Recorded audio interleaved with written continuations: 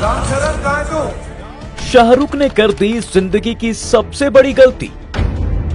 जिस थाली में खाया उसी में किया छेद। SRK की उल्टी गिनती शुरू। एक झटके में हीरो से विलन बन गए किंग खान।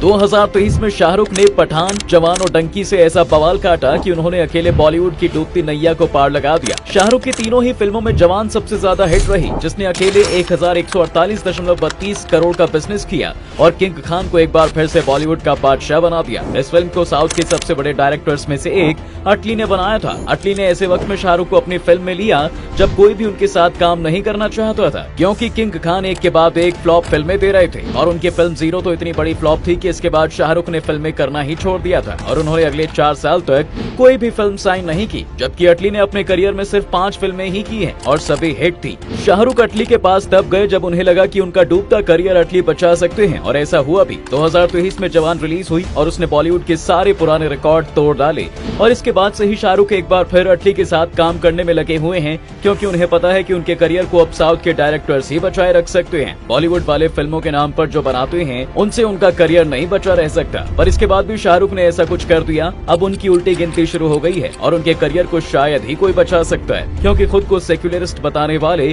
किंग खान ने सक्सेस के नशे में अपने पैर पर खुद ही कुल्हाड़ी मार ली है। दरअसल किंग खान अपनी पूरी फैमिली के साथ गुजरात के जामनगर गए हुए थे, जहां इंडिया के सबसे रईस आदमी मुकेश अंबानी ने अपने सबसे छोटे बेटे अनंत अंबानी का प्री वेडिंग फंक्शन ऑर्गेनाइज किया हुआ था। इसमें दुनिया भर के बिजनेसमैन के साथ साथ बॉलीवुड के कई बड़े सितारे शामिल हुए थे। रामचरण भी इस फंक्शन में शामिल होने के लिए आए थे। फंक्शन के दूसरे दिन शाहरुख, सलमान और आमिर स्टेज पर परफॉर्मेंस दे रहे थे। तभी RRR फिल्म का सबसे फेमस सॉन्ग नाटू नाटू बजने लगा और नीता अंबानी के कहने पर शाहरुख ने रामचरण को भी इस गाने पर डांस करने के लिए बुलाया। रामचरण स्टेज से दूर थे और उन्हें आने में टाइम लग रहा था। तब शाहरुख ने गुस्से में माइक पर रामचरण को इडली वड़ा कहकर बुलाया। रामचरण कहाँ है तू?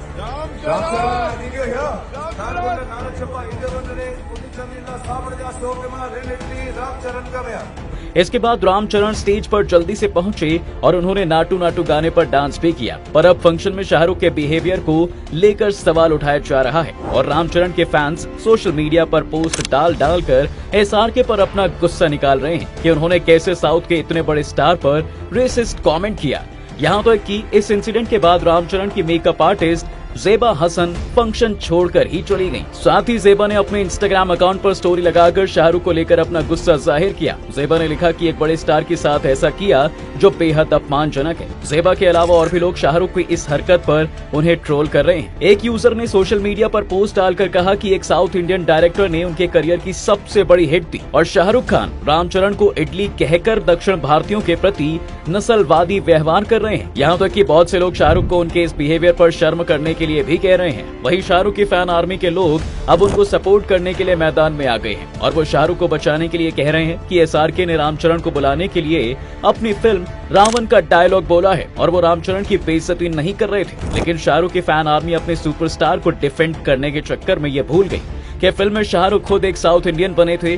और कमाल की बात तो ये है कि शाहरुख को अपनी इस फिल्म को चलाने के लिए भी रजनीकांत से हेल्प लेनी पड़ी थी, क्योंकि SRK के रिक्वेस्ट करने पर ही रजनीकांत ने फिल्म में कैमियो किया था। फिल्म में इडली वड़ा को लेकर सिर्फ एक डायलॉग था जो कहीं से भी वैसा नहीं था जैसा शाहरुख ने रामचरण के लिए यूज किया है। इसलिए लोगों को लगा कि किंग खान ने मजाक में ही सही पर साउथ इंडियंस पर रेसिस्ट कमेंट तो किया है। आपको क्या लगता है, शाहरुख ने रामचरण के साथ ऐसा जानबूझकर किया या उनसे गलती हो गई? हमें कमेंट करके जरूर बताइए। ऐसी ही और वीडियोस देखने के लिए डू फॉलो फैक्टिफाइड।